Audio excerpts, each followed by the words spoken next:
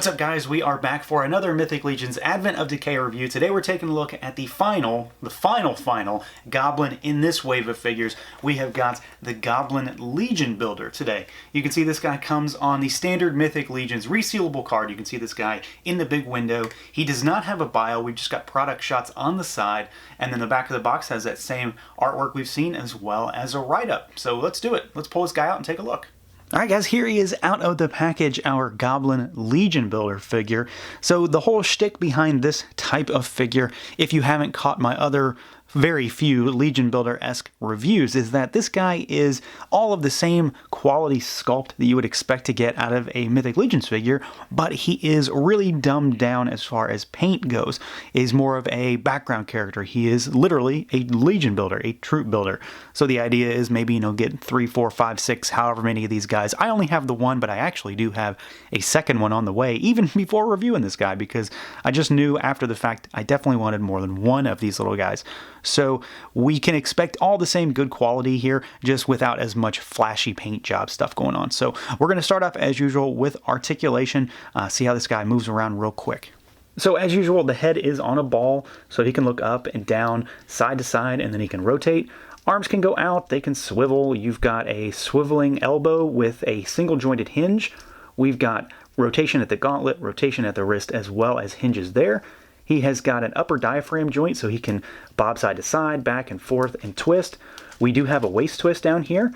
We have got legs that go out, they kick forward, they kick back. We've got a thigh cut, single jointed knee with rotation in there, and then you've got rotation, rocker, and hinges down at those ankles. So it's exactly what you might expect. The best comparison for this figure, as far as, well, almost anything, is the Nubnik Goblin. They are almost identical in a very large number of ways. So articulation is exactly the same as that figure. If you've seen or have that figure, then you know exactly what to expect with this guy. But for all intents and purposes, he is standard when it comes to this line, especially when it comes to goblins.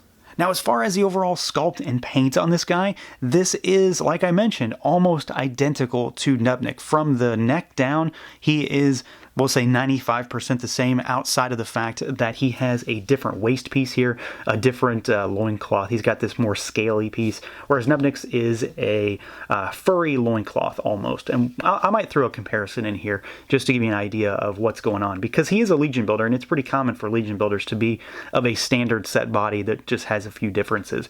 The armor here is, just as detailed as you would expect. It just doesn't really have any paint on it. So tons and tons of sculpt work here. We've got the exposed chainmail, all of this scale work, all of these huge jutting metal pieces that are all over the body. He's got this nice gorget piece here, which I really like these. I think they add a little bit more of a menacing factor to a lot of the figures that have them. But he is almost entirely clad in armor except for his head. So it's mostly just a small knight type of figure, and I think it works exceptionally well because there is something dark and brooding and menacing about the way they've colored this particular figure, because he's really dark, but he also shines a bit because there is a metallic sheen to this figure. So it's not just a simple flat silver, flat gray, gunmetal-y kind of color. It does have some sparkle to it, so it's not as dull as just this figure is cast in black plastic. They still go to some extent to make it look a little bit more vibrant and have a little life to it. And it definitely shines when the light hits it just right, and it brings out a lot of that sculpted detail. So it's another solid figure in terms of the sculpt department. He just doesn't have any embellishments on his armor, which for a troop builder works out exceptionally well, and I'm a very big fan of that idea when it comes to this line of figures. Now, when it comes to the head sculpt, I think this is definitely a very solid head as far as the sculpt. Now, as far as the head on this little guy goes, now this guy does come with two heads. This is I guess the standard head, because it's not the one that's in the baggie. This is the one that's packaged with him. So we'll consider this the main head sculpt for this guy, and I really like it. I think there is a lot of detail going on here. In contrast to the body, this is where the figure can have a little bit more life, a little bit more vibrancy, because they do paint these heads up really nicely. There is a lot of shading all over it. Of course, those beady little yellow eyes are filled in. We've got a ton of detail in those jagged teeth. You got the ears that stick out. And in general, I mean, the head sculpt is fantastic. The paintwork on it is second to none. It's a great addition to the Goblin lineup. And even though you might have a few of these on your shelf, they look so fantastic that who's going to complain about having 4 or 5 figures that happen to have the same fantastic head sculpt on them when you're building up your Goblin ranks? And real quick, like I mentioned, here is just a quick comparison between Nubnik and the Legion Builder. You can see, obviously, Nubnik has a few changes. He does have his unique head sculpt here. I've got the pauldrons on him, but he is almost the exact same figure. The only real difference, the only real appreciable difference is that he has a different belt piece, and then, of course, there's a paint difference as well. But you can see kind of where a lot of the influence with this particular figure comes from, is that Nubnik, maybe you could have him be his... the Legion commander. He has a little bit more embellishments, and then he has his Legion of troops that kind of follow suit, and they wear the same armor, something like that, which is kind of cool. It gives you an idea of what's going on and where all these parts are shared from. Now, when it comes to accessories, this is one area where they definitely do not skimp on what they provide you. It's no different than any other figure, except for the fact, again, that paint is not quite at that same level. We do have pauldrons for this guy. They are the same that Nubnik has, so I've already got those on this guy.